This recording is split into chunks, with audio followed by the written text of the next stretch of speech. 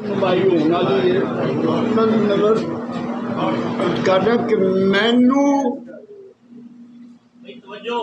मैनू पुछदा ज़ौक़ मुतालिया दा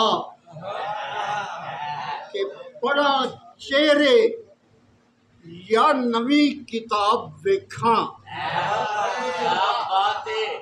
मैनू पुछदा ज़ौक़ मुतालिया दा बड़ा चेहरे या नवी किताब वेखां। कलमकार दियां अदले काबशां ने के पाक ब्रिटिश विच खिड़े गुलाब वेखां।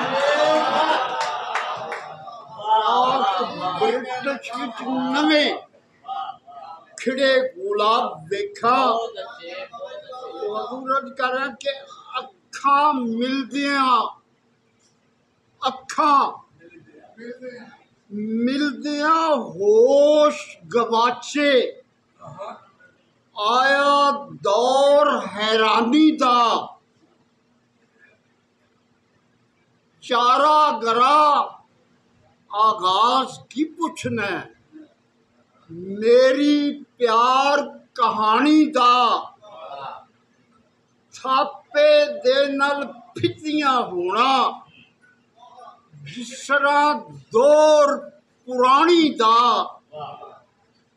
कन्ना विचों बुंदा खिंचना कन्ना विचों बुंदा खिंचना जिवें अनाणी दा।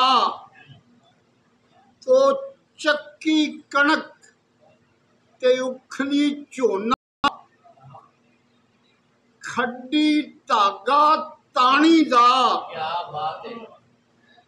कोलू सरियों वेलन गन्ना हाले जिंद नुमानी दा। ए लस्सी वाली चाटी दे विच जिस तरह रक्स मदानी दा। लस्सी वाली चाटी दे विच जिस तरह रक्स मदानी दा। कड़ाई विच मकई दे दाने भंगड़ा वेख जवानी दा। कड़ाई विच मकई दे दाने भंगड़ा वेख जवानी दा। गरम तवे ते जिसरा नचे एक कतरा सड़बल पानी दा। इस तरह अदल नचाउंदा ही मैनू इश्क सुहान दे हन।